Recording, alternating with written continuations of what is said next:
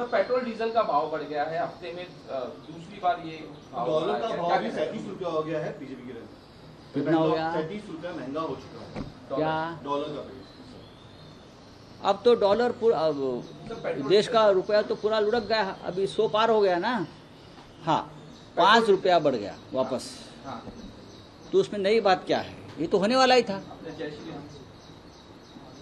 जिसको महंगाई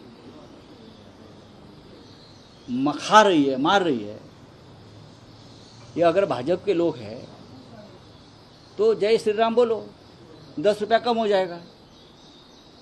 यही तो भारतीय जनता पार्टी का मंत्र है ना, जय श्री राम बोलो सब कुछ मिल जाएगा। तो जिनको लगता है कि बहुत महंगाई हो गई, अब घर कैसा चलेगा, चूल्हा कैसा जलेगा, और मैंने तो बीजेपी को वोट दिया है, तो आराम से बैठो सब लोग एक साथ, और मोदी जी के घर के सामने जाकर या मुख्यमंत्री देवेंद्र जी के घर के सामने जाकर जय श्री राम के नारे दीजिए, सब कुछ सस्ता हो जाएगा। यही भारतीय जनता पार्टी का महंगाई कम करने का मंत्र और तंत्र है। कर लीजिए। हमारे जैसे लोग हैं, हम संघर्ष करेंगे, हम लड़ेंगे, हम मोर्चा निकालेंगे, हम आंदोलन करेंगे, लड़ते रहेंगे। एक ज़माना था जनता महंगाई के खिलाफ सड़क पर उतरती थी, खास करके बीजेपी, सुषमा स्वराज जी, स्मृति ईरानी जी, हाँ आते थे ना सड़क पर सिलेंडर लेके, प्याज लेके। अब कहाँ गए वो लोग? अब महंगाई का मार जो है वो राष्ट्रभक्ति है, आपको सहन करना चाहिए, चाहे लोग मरे या शमशान में जाए। सर अमेरिका ने 1 महीने का और एक्सटेंशन दिया है, मेहरबानी है, इंडिया को रशिया से मेहरबानी है, अमेरिका की बहुत बड़ी मेहरबानी है इस देश पर, मोदी जी के ऊपर मेहरबानी है, अडानी के ऊपर मेहरबानी है, सबके ऊपर मेहरबानी है। मैं हाथ जोड़कर उनको प्रणाम करता हूँ, भाई मेहरबानी है आपकी हमारे देश पर।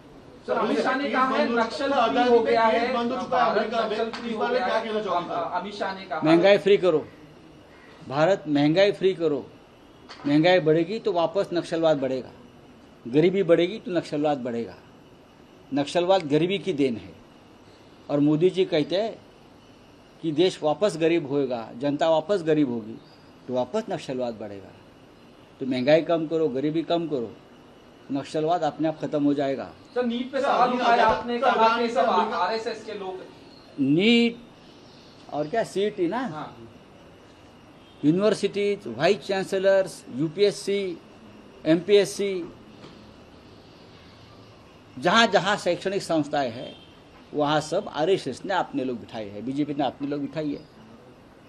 तो जो पेपर लीक का मामला है उसमें जिम्मेदार कौन है? यही लोग हैं, बीजेपी और आरएसएस जिम्मेदार है। मैंने आज पढ़ा है कि स्टैंडिंग कमेटी जो है एजुकेशन एचआरडी की, उसने समन्स किया है नीट के चीफ को, प्रदीप जोशी को। प्रदीप जोशी कौन है? आरएसएस का आदमी है, आरएसएस का स्वयंसेवक है, इसीलिए तो उसकी वहाँ अपॉइंटमेंट हो गई है।